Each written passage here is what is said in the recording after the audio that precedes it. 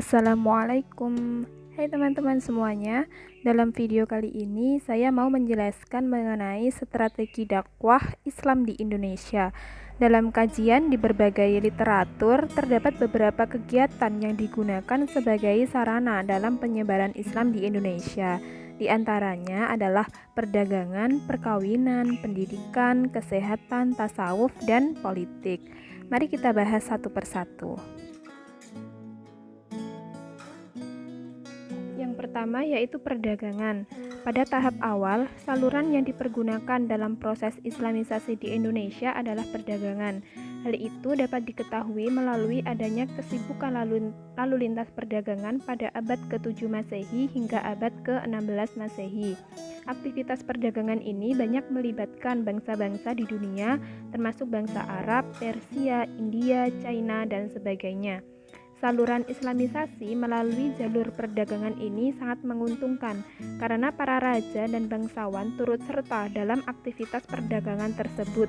Bahkan mereka menjadi pemilik kapal dan saham perdagangan itu. Fakta sejarah ini dapat diketahui berdasarkan data dan informasi penting yang dicatat oleh Tom Pierce bahwa para pedagang muslim banyak yang bermukim di pesisir Pulau Jawa yang ketika itu penduduknya masih belum memeluk agama Islam. Mereka berhasil mendirikan masjid-masjid dan mendatangkan ulama dari luar. Hubungan perdagangan ini dimanfaatkan oleh para pedagang muslim sebagai sarana atau media dakwah. Sebab dalam Islam, setiap muslim memiliki kewajiban untuk menyebarkan ajaran Islam kepada siapa saja dengan tanpa adanya paksaan.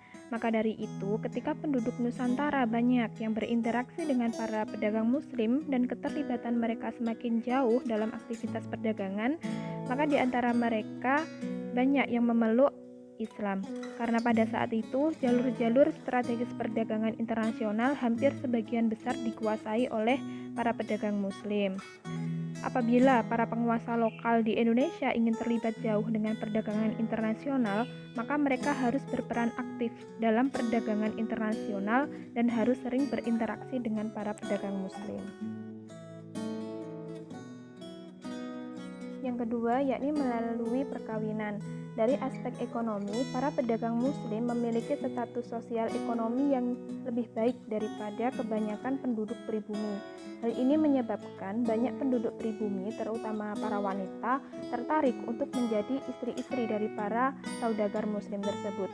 Hanya saja ada ketentuan hukum Islam bahwa para wanita yang akan dinikahi harus diislamkan terlebih dahulu. Para wanita dan keluarga mereka tidak merasa keberatan karena proses pengislaman hanya dengan mengucapkan 2 kalimat syahadat tanpa adanya upacara-upacara maupun ritual rumit lainnya. Dalam perkembangannya, ada pula para wanita muslim yang dikawini oleh keturunan bangsawan lokal. Hanya saja anak-anak dari para bangsawan tersebut harus diislamkan terlebih dahulu. Dengan demikian, mereka menjadi keluarga muslim dengan status sosial ekonomi dan posisi politik penting di masyarakat.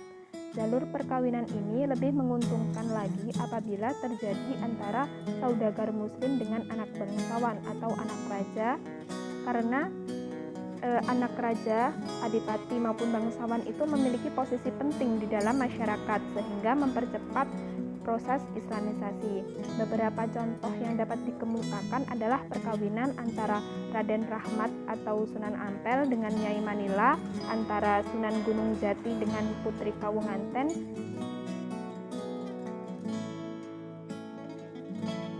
Proses Islamisasi di Indonesia juga dilakukan melalui media pendidikan. Para ulama banyak yang mendirikan lembaga pendidikan Islam berupa pesantren.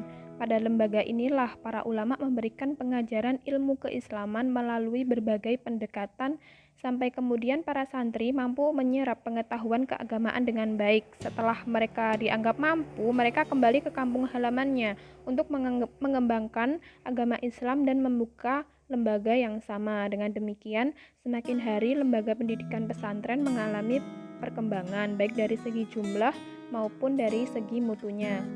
Lembaga pendidikan Islam ini tidak membedakan status sosial dan kelas. Siapa saja yang berkeinginan mempelajari atau memperdalam pengetahuan Islam diperbolehkan memasuki lembaga pendidikan ini.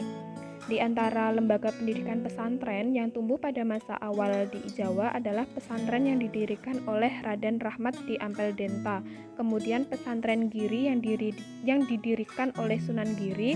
Popularitasnya melampaui batas Pulau Jawa hingga ke Maluku. Masyarakat yang mendiami Pulau Maluku, terutama Hitu, banyak yang berdatangan ke pesantren Sunan Giri untuk belajar ilmu agama Islam. Dengan cara-cara seperti itu, maka agama Islam terus tersebar ke seluruh penjuru Nusantara hingga akhirnya banyak penduduk Indonesia yang menjadi Muslim. Yang keempat adalah kesenian. Saluran Islamisasi melalui kesenian yang paling terkenal adalah melalui pertunjukan wayang. Seperti yang kita ketahui bahwa Sunan Kalijaga adalah tokoh yang paling mahir dalam mementaskan wayang. Beliau tidak pernah meminta upah materi dalam setiap pertunjukan yang dilakukannya. Sunan Kalijaga hanya meminta kepada para penonton untuk mengikutinya mengucapkan 2 kalimat syahadat. Sebagian besar cerita wayang masih diambil dari cerita Ramayana dan Mahabharata, tetapi muatannya berisi ajaran Islam dan nama-nama pahlawan Muslim. Selain wayang, media yang dipergunakan dalam penyebaran agama Islam di Indonesia adalah seni bangunan, seni pahat, seni tari, seni musik, dan seni sastra. Di antara bukti yang dihasilkan dari pengembangan Islam awal adalah seni bangunan Masjid Agung Demak, Sendang Duwur, Agung Kasepuhan, Cirebon, Masjid Agung Banten, dan lain sebagainya. Seni bangunan yang masih ada merupakan bentuk akulturasi dari kebudayaan lokal Indonesia yang sudah ada sebelum Islam, seperti bangunan candi. Salah satu dari sekian banyak contoh yang dapat kita saksikan hingga kini adalah Masjid Kudus dengan menaranya yang sangat terkenal.